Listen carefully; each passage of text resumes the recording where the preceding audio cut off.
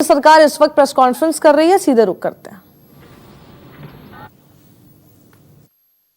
अब लोग लॉकडाउन खुलते ही टहलने निकल पड़े। महामारी अभी फैली हुई है। सरपंच जी टहलने नहीं, कहाँ पे वापस जा रहे हैं? तुझे डर नहीं लगता वायरस पकड़ लेगा? पहले थोड़ा बहुत डर लगता था, फिर पता चला कि अगर मैंने पूरी सावधानी बरती तो ये बीमारी होने की संभावना कम है। सबसे महत्वपूर्ण है ये मास्क।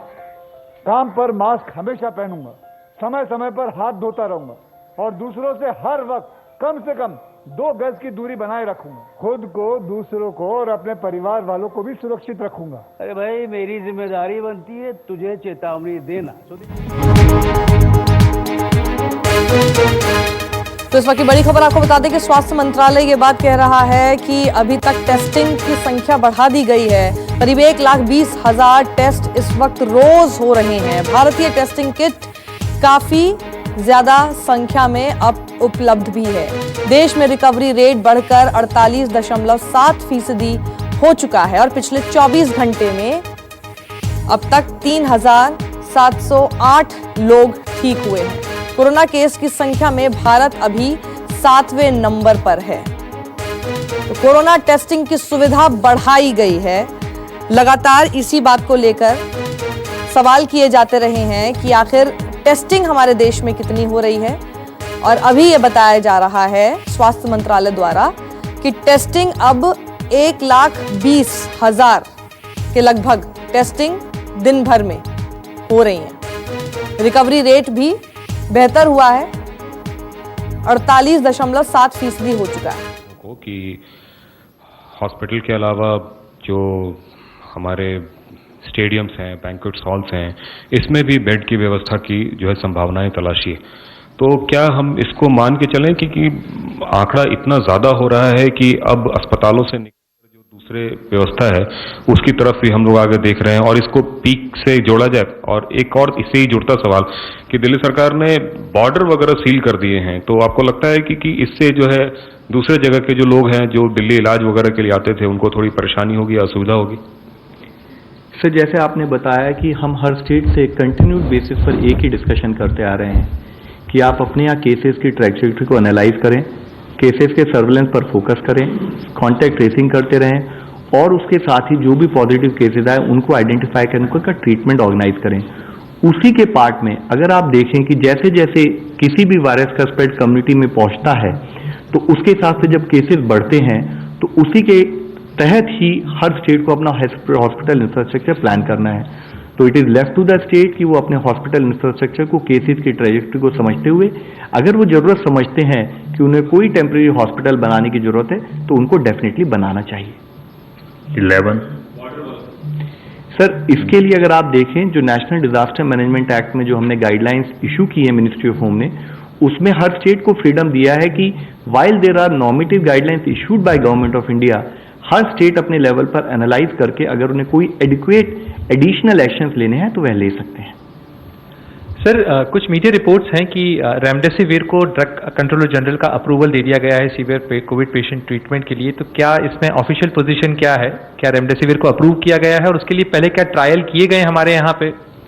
सर, अगर आप देखें कि जो कि ईमेल जिसका रेफरेंस मीडिया में भी आया है उसमें ड्रग कंट्रोलर ने बताया कि उसको इमरजेंसी यूज के लिए परमिशन दी गई है, और इमरजेंसी यूज के लिए परमिशन के प्रोसेसेस होते हैं, उसके तहत ही based on the available evidence वह इमरजेंसी यूज के लिए परमिशन दी जाती है।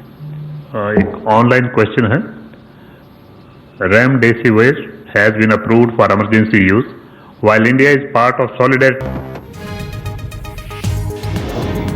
तो इस वक्त की बड़ी खबर आपको बता दें कि स्वास्थ्य मंत्रालय ने यह बात कही है कि कोरोना की टेस्टिंग की सुविधा अब बढ़ा दी गई है। अब रोज करीब 1,20,000 टेस्टिंग हो रही है देश भर में।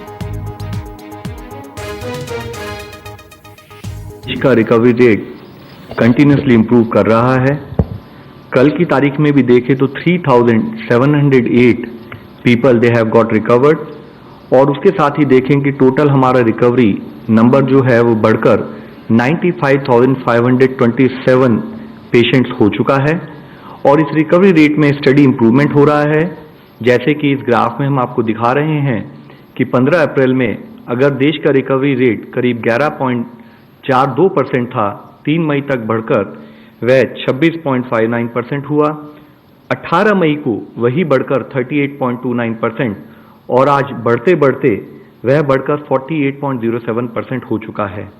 इस विषय में मैं एक और मुख्य विषय आप लोगों की दृष्टि में लाना चाहूँगा। कई बार हम लोग कंपैरिजन करते हुए एक बार ये बात करते हैं कि आज देश में नंबर ऑफ केसेस बढ़ गए हैं, हमारा देश 7वें नंबर पर है। यहाँ यह सोचना, यह एनालाइज करना बहुत जरूरी है कि यह एनालिसिस एक डाउटफुल, एक रॉन्ग कंपैरिजन प्रस्तुत करता है। जब भी हमें कंपैरिजन करना चाहिए, वह कंपैरिजन प्राइमरली हमारे देश की आबादी की तुलना में होना चाहिए। और उसके बारे में हम इससे पहले भी कई बार चर्चा करते रहे हैं कि हम बाकी देशों में जिनकी आबादी अगर हमारे देश के अनुपात में उसको बराबर माना जाए तो इन terms of overall relative performance हम देखते हैं कि हमारा देश ओवरऑल परफॉर्मेंस वाइज उसमें काफ़ी कुछ स्टेबिलिटी हम लोगों ने नोट की है।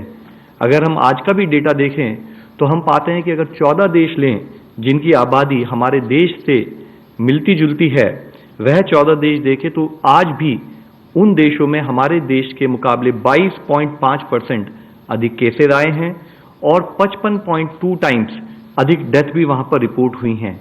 तो यह हमें समझना बहुत जरूरी है कि अगर हम देखें कि कंटिन्यूस एफर्ट जो फील्ड पर रहे हैं, either in terms of surveillance और in terms of contact tracing, या हम कैसे अर्ली केस आइडेंटिफिकेशन पर फोकस करें और साथ में जो केस पॉजिटिव आए उसको हम क्लिनिकली कैसे तरीके से मैनेज करें, उन एफर्ट्स के तहत हम पा रहे हैं कि जैसे कि 15 अप्रैल में अगर देश का केस फैटेलिटी रेट करीब 3.3% था, वह घटा 3.25% हुआ, घटते घटते 3.15% और अब वह घटकर 2.82% हो चुका है। इसी कंपैरिजन को अगर हम फैटेलिटी रेट को अगर हम देखें तो हम पाते हैं कि हमारे देश का fatality rate is among the lowest in the world. इसके बारे में जैसे कि मैं ग्राफ में आप लोगों की दृष्टि में लाना चाहूँगा कि अगर दुनिया की पॉपुलेशन के हिसाब से हम देखें तो फैटेलिटी रेट जो पॉजिटिव केस